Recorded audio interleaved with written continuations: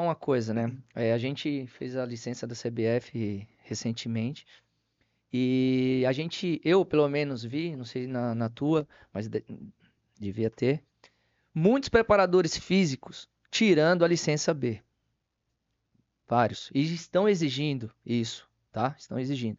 E aí eu fiquei refletindo sobre isso. E quando você, né, a categoria sub-15, 17, 14, enfim, vai iniciar um treino, primeiro passa pelo preparador físico. E muitas vezes, professor Marquinhos, Dami, a questão técnica tá ficando pro preparador físico. Quando chega o trabalho na mão do treinador, ele quer parte tática, ele quer organizar a equipe, ele quer transição, ele quer deixar a equipe dele pronta. Só que o treinador ele precisa entender que quando o seu atleta é trabalhado, né, a parte técnica, ele vai entregar muito mais para o time dele. Só que está terceirizando para preparação física, fazer esse trabalho. Estão exigindo cada vez mais. Né? Então hoje um preparador físico também tem que ter cabeça de treinador. Tá acontecendo isso, Dami. Então até te passando que eu acho que você já pegou um pouco, né? Assim, ó, o meu pensamento, né, como preparador físico, por eu ter jogado, né, essa questão técnica, todos os clubes que eu já trabalhei, essa primeira parte, como tu falou, já depende de mim, né? Eu, como preparador físico, entendo um pouco diferente hoje da época que eu jogava.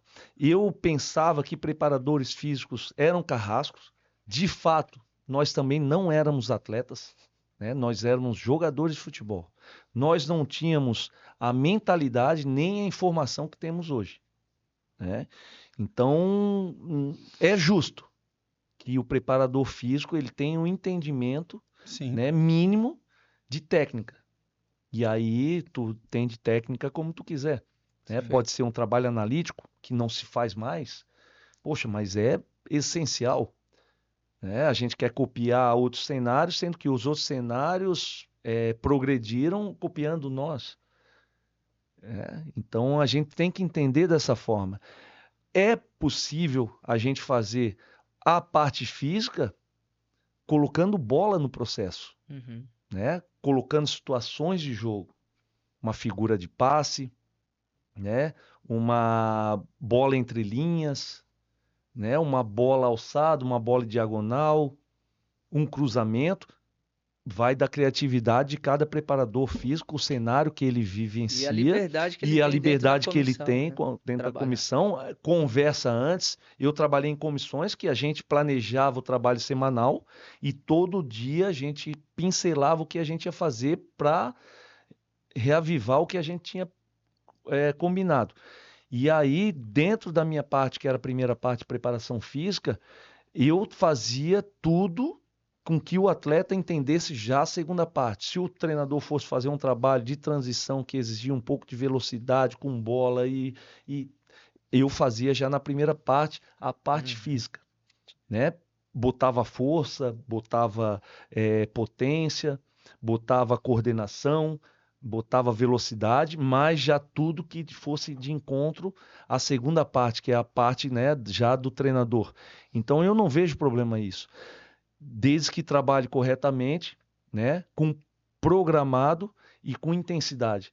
Porque o atleta ele tem que entender isso também. Ele tem que entender que hoje mudou muito. Ele tem que fazer a parte dele, né? O atleta que não é técnico, infelizmente, os clubes da nossa base, a nossa formação trabalha aleatoriamente, né? Eles vão trabalhar o Marquinhos que tem 1,90 m, né? Que tem uma boa técnica, mas não tem força, não tem com o Juninho que é super veloz, um Damir que é lento, Que isso, cara? eles trabalham. Não tem Você nunca força? foi lento, Que pô. isso, cara? Você Eu tô, nunca foi lento. tô só para ilustrar, Que para gerar isso, cortes. mano? Boa. Entendeu? Com o Damir que é lento, que, né, eles trabalham É. todos da mesma forma. Eu não vejo problema eu pegar o Marquinhos um pouquinho à parte, trabalhar um pouco mais de força, o Juninho que é extremamente veloz eu trabalhar um pouco mais de técnica, e o Damir que é um pouco mais lento eu trabalhar um pouco de agilidade, um pouco mais de coordenação, um pouco mais de técnica também, né? Há possibilidade de trabalhar principalmente na base. Ah, mas não, a gente não tem tempo. Poxa, a gente tem que encontrar tempo se é formação. Isso A que gente você tem falou que- do tempo. Se é formação, a gente tem que encontrar tempo, né? Hoje, poxa, eu fui fazer um teste lá, pô, eles observam o atleta em um dia na formação. Em um dia a gente não se Loucura. conheceu ainda, pô. A gente tá aqui, como eu vou frisar, pô, a gente tá fazendo um podcast aqui, o Basecast. Nós somos homens adultos, já formados, já tudo. Pô, até a gente se soltar aqui, imagina um atleta de 15, 16, 14 anos ir no clube, até ele se soltar, conseguir Não, mostrar eu a tô solto, técnica eu tô dele. solto, velho. Eu tô solto. Pô, Muito entendeu? bom, Então, assim, ó, muito ele bom, não né? consegue mostrar naquele dia. Pô, mas falaram pra mim que ele era técnico. Pô, o menino dele tá suando frio ali. E aí, onde eu te falo da questão da maturação, aonde que precisa trabalhar na base, eh, professores, treinadores, preparadores físicos, uma equipe multidisciplinar com psicóloga, nutricionista, fisioterapeuta que entendam, leiam principalmente atletas de futebol que já jogaram e tiveram oportunidade de jogar. Porque às vezes eu olho um atleta, eu já vejo o que ele está sentindo. Sim. E eu Sim. chego do lado dele, não sou psicólogo, mas pô, calma, cara, não te coloca pressão mais do que tu já tem. Uhum. Entendeu? Não precisa, cara, faz lá o teu teste, entendeu? Joga a tua bola, solta. Pô, os caras já ficam de braço cruzado, chapeuzinho da CBF Academy, que eu tenho minha opinião sobre isso, vocês dois fizeram, mas eu não sou obrigado a concordar, né? Então é uma Não, que questão, isso. é uma questão para outro. É bom, curso bom. Não é bom, curso bom. É uma questão para outro momento, mas os caras já ficam de braço cruzado. Imagina, chega um moleque lá, pô, olhando assim, pô, os caras já estão avaliando, pô. É avaliação não, pô, joga a tua bola, Ô, cara. Damir, a formação pra mim hoje também, dentro dos clubes, tá virando muita vitrine, pô. Vitrine. Eu preciso formar pra vender. Isso, É vitrine, cara. Eu boto isso. na vitrine lá e vou vender o moleque. Exatamente. A formação tá ficando pra trás por causa disso, cara. Exatamente. Tem que mudar isso aí. O jogador, ele não é descartável. Ele não é descartável, cara. Você que é atleta que tá me olhando, você não é descartável. Certo? A formação, ela precisa ser levada a sério. O atleta precisa ser formado dentro e fora de campo. Hoje, os clubes querem atleta que vai dar dinheiro pro clube lá na Retorno. frente. Retorno. E aí eles vão priorizar o quê? O que que o mercado tá pedindo? Que tem uma ilusão, né? Vamos jogador alto, jogador forte e o nosso país comprando jogadores técnicos. É. Não são extremamente fortes, não são grandes, mas são técnicos. E a gente que pode fazer jogadores técnicos aqui, olhando para o lado do perfil da força para vender para fora. Vitrine. Então a formação não está existindo dentro dos clubes. Professor Marquinhos, o que você acha disso? Essa questão da vitrine aí que você está falando. Antigamente sempre foi assim a questão de vitrine, né? De querer vender, até porque o clube precisa vender também para o lado financeiro, para fazer dinheiro. Eu enxergo a questão vitrine, óbvio que atrapalha a formação, mas o principal que eu vejo errado, de erro, e nós já comentamos sobre isso, é a questão do perfil. Perfil. Hoje essa palavra perfil, meu Deus, como eu falei, quando eu encerrei ali, trabalhei agenciando com a minha empresa, montei uma empresa, enfim, trabalhei 2 anos e meio e muito nos bastidores dos clubes, porque trabalhei com jovens atletas, categoria de base. Então, direto estava em clubes, conversando com o gerente de futebol, com os gestores, e a palavra perfil era falado, eu já recebi aqui, ó, as carências do clube. Aí lateral direito, mínimo 1,78. Zagueiro, mínimo 1,90. Assim, falou assim, ó, se não tiver essa estatura, nem manda Nem olhou a parte técnica, não, nada. Era só isso. E tá dessa forma, isso que aí sim eu vou contra. Porque a questão é que eles não estão olhando o talento. Eles não estão olhando o atleta. Peraí, então é 1,78. Vamos olhar aí. Quantos laterais tem no Brasil e no mundo com menos de 1,70? Aí o cara me fala que é com 1,78 pro Sub-17. Quantos zagueiros... Bola. Olha os melhores do nosso país na E olha lateral. só, a gente já conversou sobre isso. Quando ele me mandou essa lista aí, zagueiro, 1,90. Aí eu peguei, tá, mas por que vocês estão colocando essa questão do perfil? Já sabia a resposta? Não, porque a gente está preparando para vender para a Europa. Vitrine, para preparar, porque assim, lá na Europa eles querem assim. Aí eu peguei e falei assim, cara, mas que Europa vocês estão vendo? Eu falei, porque eu já tinha ouvido bastante questão de perfil E ele falou, não, cara, o europeu pede jogador assim, os jogadores que se destacam precisam ter essa parte física. Aí eu fui rapidinho, internet, puxei, né? Zagueiro, falando de zagueiro, e eu já sabia, porque acompanhava bastante futebol, no futebol inglês. Um dos, né? Futebol aí é o campeonato mais forte do mundo, que tem essa questão de força, de tudo.